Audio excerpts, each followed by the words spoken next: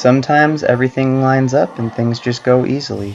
Your planning pays off, your preparation pays off, and you are just able to go through whatever you need to do without any problems or hesitation. That was not the case for this workout. This was Saturday's workout. It was a squat bench squat, and what I have in the past referred to as probably the toughest of the sessions that I ever do, or at least one of the very toughest sessions that I ever do whenever I'm running a Shaco type template. And it kind of embodies my channel's catchphrase of live the grind. This was a grind, and it really does show the importance of doing the little things right and putting your absolute effort into getting better over a course of time and not just having it all add up to one big thing.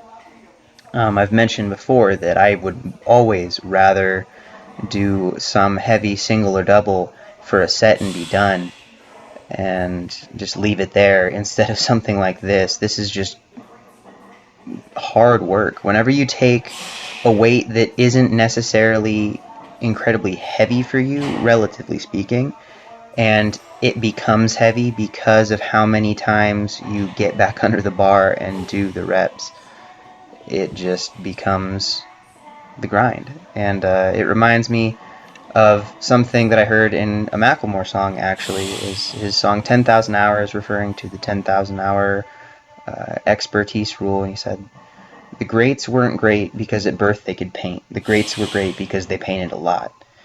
And that's just the way that I am approaching my training with this, and that's how Shaco style training works. You do the lifts a lot. That's how Smolov works. You do the lifts, specifically the squat, a lot. And all that kind of training has really been the most beneficial for me in the past, and it's just always reaffirming to know that I'm really working hard on the things that I care about in this, and that are, that's the lifts themselves, and I'm not really spacing my efforts out more than that. It's just I'm able to focus in, pursue what I am trying to achieve, and just work really hard at it. And that's kind of the cool thing about this, using this sort of a program outline. You know that you're doing work because you are just destroyed by the end of it. And some people will say, that, I would say if a personal trainer came up to me and said, I know that I gave my client a good workout because they were dead at the end. Well, I could say, you could tell them to run a marathon right now and they'd be dead at the end. It doesn't matter. But it's a different kind of accomplishment when you finish a Shaco session. It's just, you know that you did it. And after those benches, the 315 was pretty easy. All the way through all 6 sets, because I had been doing pretty much doubles or triples at that weight previously. The 500 for the 4 doubles of the squatting it the first round was not too bad, but you see I come back to this weight, 475. This is pretty much the same rep and set scheme that I did on Tuesday, and I was hurting during that session.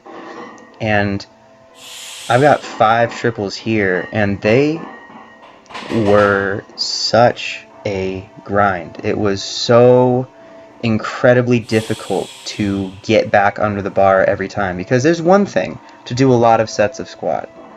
I've done that before. I've completed Smolov on 3 separate occasions. I know what it's like to not want to get back under the bar for a squat, but it is a completely different feeling when you squat and feel crappy, and then you bench and feel a little better, and go back to squat again. Putting the bar back on your back is one of the most non-natural feeling things. You just feel like this is so against nature and it should never be done. And I may have mentioned before, thank the Lord that powerlifting meets are not squat, bench, squat formatted, because it would be such a different experience, and I don't think I'd want to have any part of it. That would just be so incredibly difficult. These squats weren't great. You can see that my depth is suffering. You can see that I am favoring one side. You can see that I am just grinding through on these, and I had just told myself, I just have to get through. I just have to get through, one rep at a time, one set at a time, one workout at a time. That's how it is. You put in the work, you build it up, and you just make it through sometimes. I think you should thrive in your training. I think you should, enjoy the process. But for me, I've also noticed that I really enjoy the sensation of knowing that I'm working hard and knowing that I don't have a chance but to get better from the work that I'm putting in. And that's really how I base so much of whatever it is I'm doing. A little bit of random full disclosure here, I have been playing some video games recently. I've been playing some Call of Duty in my free time, and I have been enjoying it as not necessarily so much as just this is a cool game and I like it, but the fact that I started out so bad at it and I've been able to watch myself improve steadily. And that's how I approach most things in life. I really enjoy finding stuff that I'm interested in and that I'm bad at, so I can see myself get better. I don't have the opportunity very often anymore to see drastic improvements in the things that I already care about, because I put so much time and energy into them that even when they get better, it takes a long time and they're not going to get a lot better. It just doesn't happen. That's the cost of me doing things the way that I've chosen to do them, and the path that I've chosen to take is a slow road that you try to keep as consistent as possible, and it goes up little bits at a time, but it doesn't take big jumps. And it's kind of nice to do some other things and feel like you get to see that again. And that's one of the things that I enjoy again about this style of training, where you know that you're grinding through because it's going to help you improve, because it's going to get you better, because working this hard can only render two results. You're either going to get hurt or you're going to get better.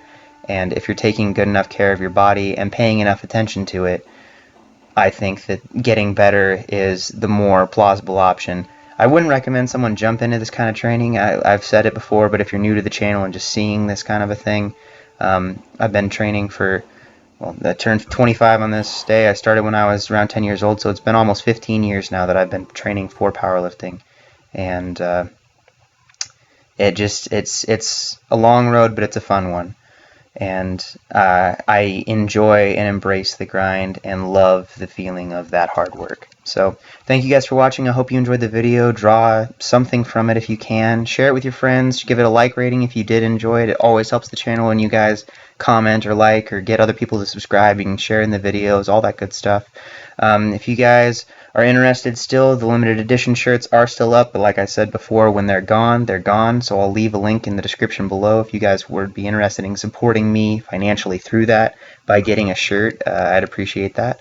And if you guys are ever on Call of Duty Ghost and the Xbox 360, my gamer tag is PL space Gandalf220, and it's always nice to play with some people, and it'd be kind of cool to talk to some folks.